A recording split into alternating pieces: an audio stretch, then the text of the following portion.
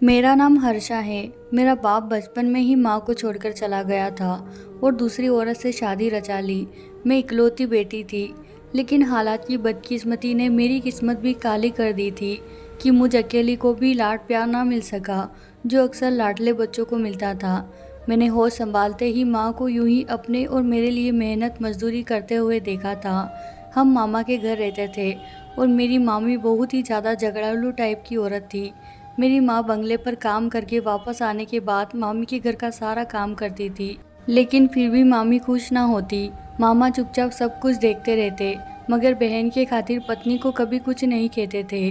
शायद वह भी मेरी माँ और मुझे बहुत समझते थे। मैंने कई बार देखा, माँ अपनी पुरानी तस्वीर देखते हुए हमेशा उदास हो जाती थी और अपने बहन भाइयों को याद करके रोती रहती। मेरी माँ की एक और बहन थी, लेकिन वह मेरी माँ की सगी बहन नहीं थी। मेरी नानी ने उन्हें गोद लिया हुआ था और बिल्कुल सगी बेटी की तरह पाला था। उनकी शादी भी हो गई है और वह अब दूसरे शहर में रहती है। उनका नाम सीमा था। मेरे मामी कहती कि उन्होंने भागकर शादी की थी और अपने से माँ बाप का दिल दुखाया, जिन्होंने उन्हें सहारा दिया और उन्हें सगी बेटी बनकर पाला। उन्हीं के मुंह पर कालिक लगाकर चली गई, इसीलिए भगवान ने भी उन्हें सजा दी और उनकी पहली औलाद ही उन्हें किन्नर दे दी। मेरी मासी का बेटा किन्नर था और वह भी अपने माँ बाप के साथ देश से बाहर ही रहता था। मैं कभी कभी सोचती, अगर वही बेटा उनका इस देश में पैदा हुआ होता तो क्या वह इतनी आसानी से माँ बाप के साथ रह लेता।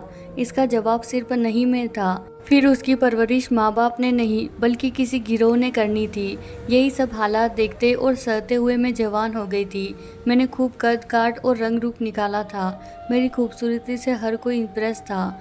दूसरी तरफ मेरे मामा की बेटियाँ खूबसूरत नहीं थी, इसीलिए वह दोनों मुझे बहुत ज़्यादा जलते थे।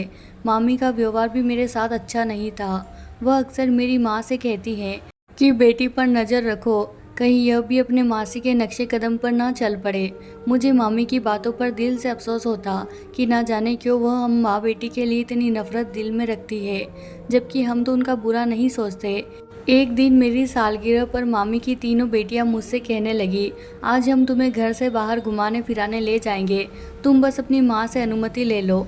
लेकिन यह बात हमने अपनी माँ को नहीं बताई है, तुम भी अपनी माँ को मत बताना। मैं घूमने फिरने के शौक में बातों में आ गई और अपनी माँ से झूठ कहा कि ट्यूशन वाली मैडम से कुछ सवाल पूछ कर आती हूँ, कल मेरा टेस्ट है और मुझे समझ नहीं आ रहा। माँ मुझे पढ़ा लिखा कर अफसर बनाना चाहती थी। वह मेरी पढ़ाई को लेकर हमेशा से बहुत चिंतित रहती थी, इसीलिए फ़ौरन ही मान गई। मैं घर से अकेली निकली और मेरे पीछे पीछे ही मेरी मामी की दोनों बेटियां भी आ गई। वो मुझे एक बड़े से होटल में ले आई और कहा कि तुम्हारा भी अच्छे खाने और अच्छी ज़िंदगी गुजारने का हक है। तुम्हारा भी तो मन करता होगा कि बाहर घूमो फिरो, इसीलिए आज अपनी सालगिरह पर खूब एंजॉय करो। वह दोनों मुझे एक मेज पर बैठकर यह कहकर वहाँ से चली गई थी कि खाने का कहकर अभी आते हैं। मुझे वहाँ अकेले डर तो लगा और माँ से बोले गए झूठ पर अफसोस भी हो रहा था, लेकिन मैंने सोचा थोड़ी देर की बात है और फिर तो घर ही चले जाना है। अभी यह बात सोचते हुए कुछ ही देर गुजरी थी कि वहाँ एक लड़का आकर सामने रखी कुर्सी पर बैठ गया। वह मेरी तरफ देखकर मुस्कुराते हुए मेरा नाम पूछने लगा, तो मैं डर गई और इधर उधर नज़र दौड़ाई अपने मामा की बेटियों की तलाश में, जो कि मुझे कहीं भी दिखाई नहीं दे रही थी। मुझसे अब और इंतज़ार नहीं हो रहा था।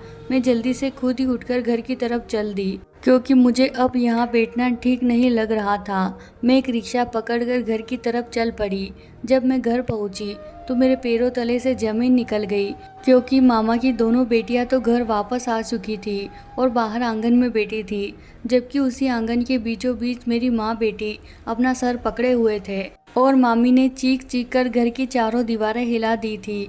मुझे कुछ गलत होने का एहसास हो चुका था। सब लोगों की नज़रें जब मेरी तरफ उठी तो मामी ने दौड़कर मुझ पर चील की तरह हमला कर दिया और मुझे मारना शुरू कर दिया। मैं ना समझी से बार बार पूछ रही थी कि आखिर मेरी गलती क्या है, मुझे बताए तो सही।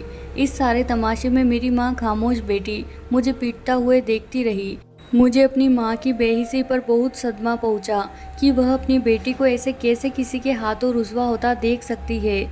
आखिर मामा को ही मुझ पर दया आई और उन्होंने मुझे मामी के चुंगल से आज़ादी दिलवाई और मुझसे पूछा कि तुम अकेली कहाँ गई थी। तो मैंने झट से बोल दिया कि मामा मैं तो आपकी बेटियों के साथ ही घूमने गई थी। जिस पर दोनों साफ मुकर गई। तो मैंने कहा कि क्यों मुझ पर इल्ज़ाम लगा रही हो, जबकि हम तीनों साथ गए थे। तो फिर मेरे मामा की बेटी ने आगे बढ़कर अपना फ़ोन निकाल कर सबके सामने कर दिया। उसके मोबाइल पर नज़र पड़ते ही मेरा तो खून सूख गया और मैं थर थर काँपने लगी। वहाँ तो उसी लड़के के साथ मेरी तस्वीर मौजूद थी जो होटल में मेरे पास आकर बैठा था। मेरी कजिन ने सबको बताया कि हमारा कोचिंग सेंटर इसी होटल के पास है और वापसी पर यह सब हमने खुद अपनी आंखों से देखा। अब तो मामी ने हम माँ बेटी पर जुल्म के पहाड़ ही तोड़ डाले और मामा भी एक शब्द नहीं सुन रहे थे। मैंने सबको रो रो कर सच्चाई बताने की कोशिश की, लेकिन किसी ने भी मेरी एक नहीं सुनी, बल्कि मामी ने तो हमें घर से निकल जाने का ही हुक्म दे दिया। कब से खामोश बेटी माँ ने अब होठ हिलाए थे और बस इतना कहा कि चलो मेरे साथ, अब इस घर में हमारा दाना पानी खत्म हो गया है। मैंने माँ के पाँव पकड़े और कहा कि यह सब मेरी वजह से हुआ है, मुझे किसी अनाथ आश्रम में छोड़ आए, खुद को इस उम्र में यूं दर दर की ठोकरें खाने पर मजबूर ना करे। मगर मेरी माँ ने मेरी एक ना सुनी और हम मामा का घर छोड़ आए। अब माँ मुझे अपने साथ लेकर ट्रेन में बैठ गई। हम ना जाने कहाँ जा रहे थे, कोई ना मालूम मंजिल ही थी जिसके बारे में मुझे नहीं पता था। 2 दिन का सफ़र तय करके हम लोग ट्रेन से उतर गए और टैक्सी में बैठकर काफ़ी महंगे और खूबसूरत इलाके में आ गए। उन दिनों में माँ ने कोई भी मुझसे बात नहीं की थी और बस सफ़र में चुपचाप ही रही थी। मुझे अफसोस था कि मेरी माँ को भी मुझ पर विश्वास नहीं। टैक्सी एक बड़े से गेट पर आकर रुक गई। इतना बड़ा और खूबसूरत घर देखकर मेरी तो आंखें फटी की फटी रह गई। माँ ने बेल बजाई तो घर के अंदर दरवाजे के साथ बैठे चौकीदार ने दरवाज़ा खोला और हम माँ बेटी घर के अंदर चले गए। घर अंदर से बाहर से बहुत ज़्यादा खूबसूरत था। नौकर हमें अंदर पहुंचाकर खुद लौट गया और हम आराम से सोफे पर बैठ गए। कुछ देर बाद एक औरत कमरे में दाखिल हुई। उन्होंने बहुत ही महंगी साड़ी पहनी हुई थी। माँ जो इतने दिन से चुप का लाउदा ओढ़े बैठी थी, फौरन उस औरत से हंसकर मिली थी और दोनों आपस में यूं मिली जैसे कितनी गहरी रिश्तेदार हो। माँ ने मेरी तरफ इशारा करके कहा कि यह मेरी बेटी है। वह औरत जल्दी से मेरी तरफ लपकी और मुझे एकदम गले लगा लिया। माँ ने मुझे बताया कि यह तुम्हारी मासी है और यह अब अपने देश इंडिया वापस आ गई है। मुझे यह जानकर बहुत ही हैरानी हुई और साथ ही ये भी सोचने लगी कि माँ को मासी का पता कैसे चला। क्या दोनों बहनें पहले से ही एक दूसरे के संपर्क में थी? अब मैं भी कुछ नॉर्मल हो चुकी थी और अपनी मासी से खुशी से मिली और बातें की। मुझे मासी के बेटे को देखने की बहुत ही इच्छा थी, जिसे सब किन्नर कहते थे, लेकिन वह कहीं भी घर में नज़र नहीं आया। कुछ देर बाद हमने ज़िंदगी का सबसे टेस्टी खाना खाया। मासी ने हम माँ बेटी को हमारा कमरा दिखाया जहाँ हम आराम करने वाले थे। मैं तो नरम गुदगुदा बिस्तर देखते ही सब कुछ भूल गई और उस पर लेटते ही चैन की नींद सो गई। मगर उस रात आधी रात को माँ ने मुझे जगा दिया और कुछ ऐसा कहा कि मेरी आंखें फटी की फटी रह गई। माँ ने मुझसे कहा कि वह जल्दी ही मेरी शादी मासी के बेटे से कराना चाहती है। माँ ने मुझसे कहा, तुमने मेरा विश्वास तोड़ा है। मैंने माँ से कहा कि मैंने आपका विश्वास नहीं तोड़ा, बल्कि आपने मेरा विश्वास नहीं किया। कम से कम अपनी बेटी पर तो विश्वास करती। और मैं आपको चीख चीख कर विश्वास दिलाती रही कि मामा की बेटियाँ झूठ बोल रही है। वो मुझे खुद अपने साथ ले गई थी और उस लड़के से मेरा कोई लेना देना नहीं था। वह दोनों मुझे टेबल पर बिठाकर घर आ गई और वह लड़का कुछ ही देर के लिए मेरे पास आकर बैठा था। मैं अपनी माँ को विश्वास दिला रही थी, लेकिन मेरी माँ मेरी एक नहीं सुन रही थी। मुझे भी गुस्सा आ गया और मैंने भी कह दिया, आपने भी तो झूठ का सहारा लिया है, झूठ बोला है सबसे, आप चोरी छुपे मासी से मिलती रही है। मेरा इतना कहना था कि मेरी माँ का हाथ मुझ पर उठ गया। मुझे ऐसा लग रहा था यह मेरी माँ ही नहीं है जिसे मैं जानती हूँ। ऐसा लग रहा था कि जैसे कि यह किसी और के ही कंट्रोल में है। मैंने फिर कहा कि आपने मेरी शादी करनी है तो कर दे, मगर मुझ पर इस तरह इल्ज़ाम मत लगाए। अपने भाई और उसकी झूठी मक्कार बेटियों की बातों में आकर मुझ पर कीचड़ मत उछाले। तब मेरी माँ ने मेरे सामने एक शर्त रखकर मेरे सर पर आसमान गिरा दिया और कहा कि अगर तुम सीमा के बेटे से शादी कर लो तो मैं तुम्हें माफ़ कर दूंगी, वरना मैं तुम्हें ज़िंदगी भर माफ़ नहीं करूंगी। जाहिर सी बात है वह एक किन्नर था और मैं उससे शादी कैसे कर सकती थी। मैंने फ़ौरन अपनी माँ की बात से इनकार कर दिया। मुझे उन्होंने खुलकर कहा कि अगर यह इल्ज़ाम ना भी लगता तो भी मैं तुम्हारी शादी सीमा के बेटे से ही करने वाली थी। अगर तुम्हारे दिल में माँ के लिए ज़रा सी भी हमदर्दी है तो तुम्हें यह शादी करनी ही होगी, नहीं तो तुम अपनी माँ का मरा मुंह देखोगी। अपनी माँ की इस संग दिली पर मुझे बहुत अफसोस हुआ, लेकिन उसके सिवा कोई दूसरा रास्ता नहीं था। मैं मान गई। अगले दिन माँ ने सीमा मासी को भी यह खबर सुनाई कि मैं शादी के लिए मान गई हूँ, तो मासी भी खुश हो गई और मेरे सदके वारिस जाने लगी। लेकिन मुझे कहीं ना कहीं ऐसा लग रहा था जैसे मासी इस शादी से खुश नहीं है। लेकिन खुश तो मैं भी नहीं थी और बूझे दिल से वहीं बैठी रही। कुछ देर बाद माँ और मासी उठकर अंदर की तरफ चली गई, जबकि मैं वहीं बैठी थी। लेकिन मैं भी ज़्यादा देर वहाँ पर बैठी नहीं रही और उठकर उन्हें ढूंढने लगी। मुझे कुछ तो गड़बड़ लग रही थी। इतने बड़े घर में ढूंढना भी मुश्किल था, मगर ढूंढते हुए मुझे कमरे से खटपट की आवाज़ आ गई। मैंने दरवाजे से हल्का सा झांक कर देखा तो मेरी मासी माँ को नोटों से भरी गड्डियाँ दे रही थी, जिन्हें लेकर मेरी माँ का चेहरा खुशी से तमतमा रहा था। अब मुझे समझ आया, तो मासी ने मेरी माँ को पैसों का लालच देकर अपने किन्नर बेटे के लिए मेरा सौदा कर लिया था और अब मेरी शादी करवा रही थी। मगर अफसोस तो मुझे अपनी सगी माँ पर था, जिसने मेरे साथ इतना बड़ा धोखा किया था। मैं वहीं से चुपचाप लौट आई। जब माँ मेरे पास आई तो मैंने भी मुंह मोड़ लिया, कहा कि मैं आपका लालच देख चुकी हूँ कि आप मेरा सौदा कर चुके हैं। तब मेरी माँ ने अपने दुखड़े सुनाने शुरू कर दिए। कहने लगी, मंगेतर बहुत अमीर है और हमारे पास क्या है, इन पैसों से मैं घर खरीदूंगी जो हम दोनों का मजबूत ठिकाना होगा, और फिर तुम भी शादी करके अपने पति को अपनी मुट्ठी में कर लेना। यह सारा सब कुछ अपने नाम करवा लेना। बाद में जहाँ चाहे पसंद से शादी कर लेना। मुझे माँ की बातें सुनकर बहुत अफसोस हुआ। मैंने साफ साफ कहा, यह धोखा है जो आप कर सकते हैं, लेकिन मैं नहीं। तो माँ ने भी जवाब दिया कि इस दुनिया ने भी हमारे साथ धोखा किया है, बदले में हम भी उन्हें वही वापस लौटा रहे हैं। पहले सीमा मेरे मंगेतर के साथ भाग गई थी और उससे शादी कर ली। मेरे माँ बाप ने सीमा को सगी बेटी की तरह पाला था और उसने मेरे ही हक पर डाका डाल लिया और मेरे मंगेतर से शादी कर ली। मेरे माँ बाप इस सदमे से टूट गए थे। मेरी माँ तो इस समय बिस्तर से जा लगी और भगवान को प्यारी हो गई। आज सीमा के पास जो कुछ है वह सब कुछ मेरा होने वाला था। बाद में तुम्हारे बाप ने भी यही किया। एक भाई का सहारा था, उसने भी कभी हमारा साथ नहीं दिया। अब जिंदगी हमें एक सुनहरा मौका दे रही है तो उसे भी पाप और बिल्कुल चक्कर में गवा बैठे। मैंने माँ से कहा, मैं मानती हूँ इन सब लोगों ने गलत किया है, लेकिन आप जो कर रही है उसके बाद उनमें और हम में क्या अंतर रह जाएगा। लेकिन मेरी माँ मेरी कोई भी बात सुनने को तैयार नहीं थी।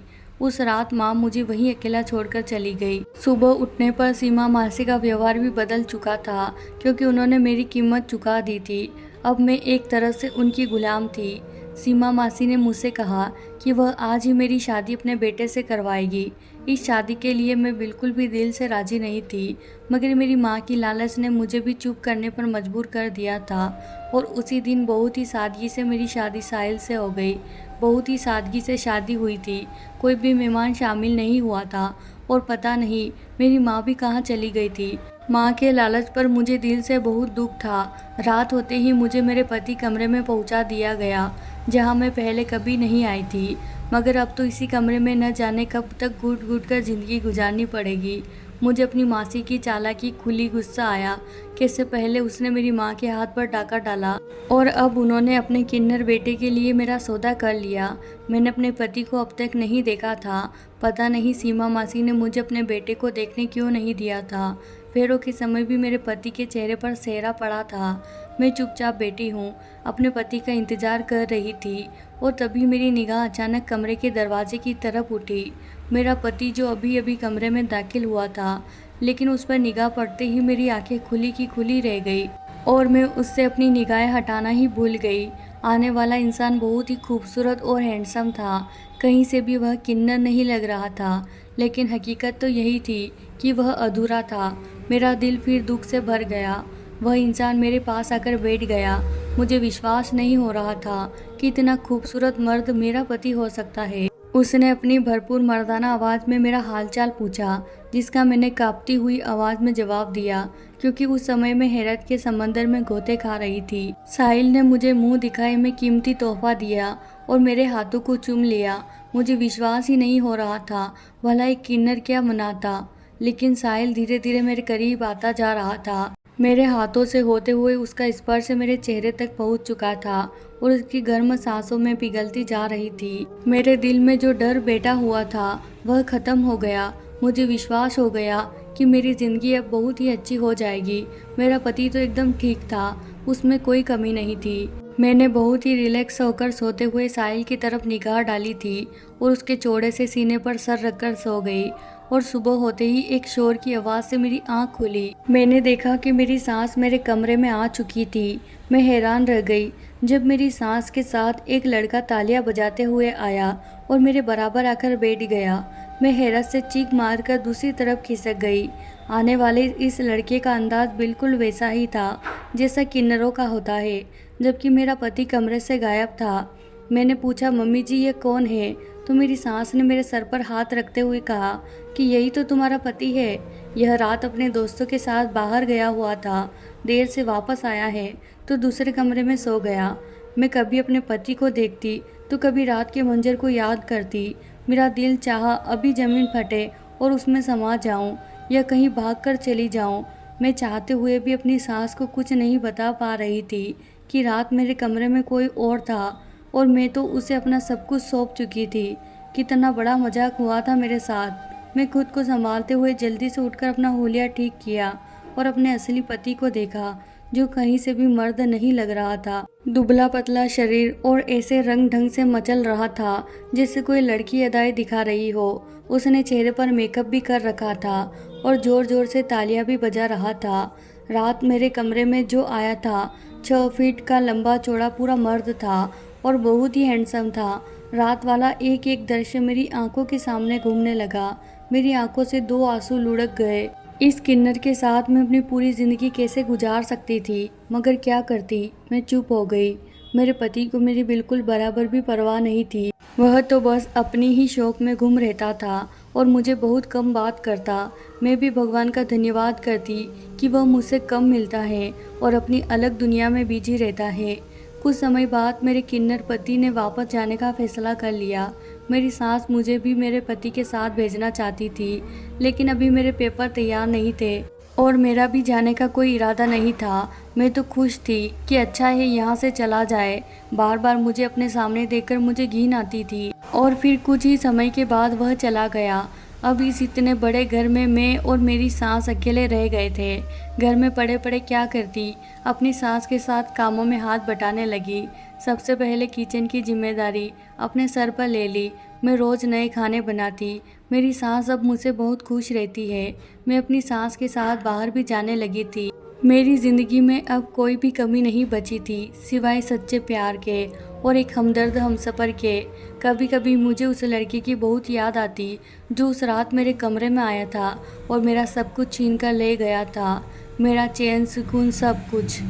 मगर उसके बाद मुझे कहीं दिखाई नहीं दिया। मेरे लिए हैरत की बात थी कि आखिर उसका मकसद क्या था, वह कौन था। साथ ही मुझे अपनी माँ की भी चिंता रहती थी, जिसने कभी पलटकर मेरी खबर नहीं ली थी। एक दिन मैं और मेरी सास इकट्ठे बाजार गए। वापसी पर हम खाना खाने के लिए एक होटल पर रुक गए। वहाँ मेरी नज़र अचानक उसी लड़के पर पड़ गई जब मैं पहले मामा की बेटियों के साथ होटल आई थी और वह मेरे साथ बैठ गया था। यही तो इन सब बातों का जिम्मेदार था। मैं तेजी से उसकी तरफ बढ़ी और वह भी मुझे पहचान चुका था। मैंने उससे पूछा कि बताओ उस दिन तुम्हारा क्या मकसद था और मेरे पास आकर क्यों बैठे थे। उसने सच बता दिया कि उस दिन मुझे यह सब कुछ करने के लिए तुम्हारी मामा की बेटियों ने कहा था। उस समय दिल से आवाज़ आई कि काश मेरी माँ भी यहाँ होती और मेरी बेगुनाही का सबूत अपनी आंखों से देख लेती कि कैसे उनके अपनों ने मुझे उनकी नज़रों से गिनने के लिए ये सब ड्रामा रचाया था। लेकिन मुझे पता था कि मेरी माँ यहाँ पर होती तब भी कुछ नहीं करती, क्योंकि उनकी आंखों पर तो लालच की पट्टी बन गई थी। जब हम घर वापस आए तो कुछ ही देर बाद मेरी सास घबराई हुई मेरे पास आई। उनकी उड़ी हुई रंगत देखकर मेरा दिल किसी अनहोनी का बताने लगा। उन्होंने बताया कि तुम्हारी माँ का एक्सीडेंट हुआ है और वह अस्पताल में है। माँ के बारे में सुनकर मैं बहुत ज़्यादा परेशान हो गई और मैं जल्दी से अस्पताल पहुंची। मेरी माँ ने मुझसे माफ़ी मांगी। मैंने उन्हें माफ़ कर दिया। मैंने कहा कि मैं आप जैसी नहीं हूँ, मैं आपका साथ नहीं छोड़ूंगी। मेरी माँ अपनी दोनों टांगें खो चुकी थी। मैं अपनी माँ को अपने पास ले आई और दिन रात उनकी सेवा में एक कर दिए। साथ इस मुश्किल समय में मेरी सास ने भी मेरा भरपूर साथ दिया। एक रात मैं अपनी माँ के पास से उठकर अपने कमरे में जाने लगी तो मुझे घर के पिछले कमरे से आवाज़ सुनाई दी। मेरे कदम खुद ब खुद उस तरफ बढ़ गए। मैंने देखा कि वहाँ मेरी सास के साथ कोई दूसरा भी मौजूद है, जिससे मेरी सास चुपके चुपके कुछ बातें कर रही थी। मैंने देखने की कोशिश की, लेकिन मुझे सामने वाला इंसान पहचान में नहीं आ रहा था। थोड़ी देर बाद वह इंसान खिड़की से चला गया। अब मुझे अपनी सास पर शक होने लगा था और मैं उन पर नज़र रखना शुरू कर दी। मुझे लग रहा था कि जैसे मेरे साथ कोई नया खेल खेला जा रहा है। मैंने उन्हें अपना समझा और दिन रात उनकी सेवा की। मैंने अगले दिन अपनी माँ को सब कुछ बता दिया। मेरी माँ को सारे मामले से कुछ पता नहीं था। मैंने अपनी माँ को बताया कि तुम्हारे लालच ने हमें इन हालतों में लाकर फेंक दिया है। मेरी ज़िंदगी बर्बाद हो गई है। ज़रूर मेरी सास का इरादा होगा कि उनका किन्नर बेटा तो औलाद पैदा नहीं कर सकता, तो उन्होंने शादी की पहली रात मेरे कमरे में किसी और को भेज दिया ताकि उन्हें उनके खानदान का चिराग मिल सके। मेरी आंखों से आंसू बह रहे थे, मगर अब मैं चुप नहीं बैठने वाली थी। मैं यह हकीकत सबके सामने लेकर आऊँगी। अगले दिन मैं इस कमरे में जाकर बैठ गई थी जिस कमरे में वह लड़का और मेरी सास मिला करते थे। अभी मुझे बैठे हुए कुछ देर ही हुई थी कि दरवाज़ा खोलकर वही लड़का अंदर आया। मुझ पर नज़र पड़ते ही एक पल के लिए वो सन्नाटे में रह गया। मैंने उस लड़के से कहा कि तुम कौन हो और इस घर में तुम्हारा क्या रिश्ता है। पहले तो वह मुझे देखकर कुछ घबरा गया था, लेकिन अब उसके चेहरे पर एक मुस्कुराहट आ गई थी। वह धीरे धीरे कदम उठाता हुआ मेरी तरफ बढ़ रहा था। मैंने उसे धक्का दिया। मैंने कहा, उस रात तो तुमने धोखे से मेरा फ़ायदा उठाया था, लेकिन आज तुम ऐसा कुछ भी नहीं करोगे। अगर तुमने मुझे हाथ लगाने की कोशिश की तो मैं तुम्हारी जान। तभी उसने कहा कि बस अब खामोश हो जाओ। जान तो मेरी तुम हो, क्योंकि बहुत मोहब्बत करता हूँ तुमसे। तुम्हारे बिना रहने के बारे में सोच भी नहीं सकता। अगले ही पल मैंने खुद को संभाल लिया। वह मेरा पति नहीं था, कोई गैर मर्द था। फिर भला मैं उसके बारे में यह सब कुछ कैसे सोच सकती थी। मैंने उसे धक्का देकर अपने आप से दूर कर दिया। मेरी आंखों में आंसू भर आए। मैंने रोते हुए कहा, क्यों मेरी ज़िंदगी में चले आए हो, क्यों मेरे जख्म हरे करते हो। उस दिन शादी की पहली रात आकर तुमने मुझे ना जाने कितने सपने दिखाए और मैं भी कितना खुश थी कि मेरी ज़िंदगी कितनी खूबसूरत है, जो मुझे इतना प्यार करने वाला और हैंडसम पति मिला है। लेकिन मुझे क्या पता था कि मेरी ज़िंदगी तो नरक बनने वाली है। मेरी ज़िंदगी में पति का प्यार नहीं है, बस मेरी ज़िंदगी ऐसे ही सिसक कर गुजरनी है। वह जल्दी से आगे बढ़ा। उसने मेरे आंसू साफ कर दिए। कहने लगा, तुम्हारे आंसू देखकर मुझे दुख होता है। मेरे दिल को और ज़्यादा दुख मत दुखाओ। मैंने चीख कर कहा, बताओ कौन हो तुम, क्या रिश्ता है तुम्हारा इस घर से। उसने जवाब दिया, जिसे तुम सीमा मासी कहती हो, मैं उनका बेटा हूँ। मुझे उसकी बात पर विश्वास नहीं हुआ, क्योंकि मेरी सास का तो एक ही बेटा था जो किन्नर था और बदनसीबी से मेरा पति था। मैं अभी उस लड़के से कुछ और पूछने ही वाली थी कि पीछे से मुझे मेरी सास की आवाज़ सुनाई दी। मेरी सास शायद पहले ही वहाँ पर आ चुकी थी। बहुत ही शांत शब्दों में कहा कि हाँ, यही मेरा बेटा है। मेरे पैरों तले से ज़मीन निकल गई। मैंने उनसे पूछा कि फिर वह कौन था जिसे मेरा पति बताते हुए आप उस दिन मेरे कमरे में लेकर आई थी। फिर मेरी सास ने मुझे सारी हकीकत बताई। मेरी सास ने बताया कि मेरी माँ और तुम्हारी नानी आपस में बहुत ही पक्की सहेली थी। मैं 2 साल की थी तब मेरे पापा की डेथ हो गई थी। मेरी माँ ने दूसरी शादी कर ली, लेकिन मेरा सौतेला बाप मुझे रखने पर तैयार नहीं था, तो तुम्हारी नानी ने मुझे गोद ले लिया। उनकी पहले से एक बेटी थी जिनका नाम संजना था, जो कि तुम्हारी माँ है। हम दोनों सगी बहनों की तरह रहते थे। संजना के माँ बाप मुझे बिल्कुल सगी बेटी की तरह रखते थे। संजना मुझसे बड़ी थी, इसीलिए उसकी शादी भी पहले होनी थी। तुम्हारे नाना नानी ने संजना का रिश्ता तय कर दिया, लेकिन जब संजना ने कहा कि तुमने हमारी नाक कटा दी, तुम्हारी यही सज़ा है कि तुम अब हमारे घर से जाओ और अपने घर में जैसी थी अपनी ज़िंदगी गुजारो। लेकिन मैं रोहित के बिना नहीं रह सकती थी। मैं और रोहित आपस में बहुत प्यार करने लगे थे। रोहित ने फैसला किया कि हम भागकर शादी करेंगे और इस तरह मैं रोहित के साथ भाग गई थी। कुछ समय तक सब लोग हमसे नाराज़ रहे थे, लेकिन फिर धीरे धीरे आना जाना शुरू हो गया था। जब मेरा पहला बच्चे का जन्म हुआ तो संजना मेरे घर रहने के लिए आई हुई थी। लेकिन उसने सब घर खानदान में यह मशहूर कर दिया कि मैंने एक किन्नर बच्चे को जन्म दिया है। हर कोई यही समझता था कि मेरा बेटा किन्नर है। अब मैं किस किस को विश्वास दिलाती कि मेरा बेटा एकदम ठीक है। और फिर मैं और रोहित तंग आ गए थे लोगों की बातें सुन सुनकर। फिर मैंने और रोहित ने यह देश ही छोड़ दिया। मैंने फिर भी अपना दिल बड़ा रखा था और तुम्हारी माँ से बातचीत करती रही, जबकि तुम्हारी माँ तो बदले की आग में जल रही थी। सिर्फ तुम्हारी माँ को यह सच्चाई पता थी कि मेरा बेटा एकदम ठीक है, इसीलिए तो तुम्हारी माँ ने तुम्हारा रिश्ता मेरे बेटे से तय कर दिया था। लेकिन इसके बदले में उसने मुझसे 50 लाख की मोटी रकम मांगी थी। मैं भी मजबूर थी, क्योंकि मेरा बेटा तुम्हें देखते ही तुमसे मोहब्बत कर बैठा था। उसने जिद लगा रखी थी कि मैं शादी करूँगा तो हर्षा से ही करूँगा। मैं बहुत ज़्यादा परेशान रहने लगी थी। और फिर जब तुम्हारी माँ ने मेरे सामने सौदे की बात रखी तो फिर मैं मान गई। लेकिन मेरा मन इस शादी को करने का बिल्कुल भी नहीं था। जब माँ इतनी लालची है तो बेटी भी लालची होगी। मैंने साहिल को समझाया कि पहले हर्षा को आजमाओ, वह कैसे नेचर की लड़की है जिसे मैं तुम्हारा पति बनाया था। वह साइकिल का एक जानने वाला था। मैंने उसे तुम्हारा पति बनाकर तुम्हारे सामने खड़ा कर दिया। शादी की पहली रात मेरे मना करने के बावजूद साहिल तुम्हारे कमरे में चला गया था, क्योंकि वह तुम्हारे लिए बहुत बेकरार था। मैंने इस शर्त पर शादी की, पहली रात उसे तुम्हारे पास जाने दिया कि उसके बाद तुम कभी हर्षा के सामने नहीं आओगे जब तक कि वह अपनी आजमाइश पर खरी नहीं उतरती। मैं देखना चाहती थी कि और कहीं तुम भी तो अपनी माँ की तरह चालबाज और लालची नहीं हो, लेकिन तुम बहुत अच्छी हो। तुमने मेरा भी बहुत ध्यान रखा और कभी तुम्हारे मन में कोई लालच नहीं देखा। तुम अपने इम्तिहान में पास हो गई हो। मैं उन लोगों की बातें सुन रही थी, साथ ही साथ मेरी आंखों में आंसू भी बह रहे थे। मुझे अपनी किस्मत पर विश्वास नहीं हो रहा था कि मेरी किस्मत इतनी भी अच्छी हो सकती है। मेरे पति और मेरी सास ने मुझसे माफ़ी मांग ली थी। मैंने अपने पति और अपनी सास को माफ़ कर दिया था। मेरी सास मुझे और साहिल को कमरे में अकेला छोड़कर बाहर चली गई।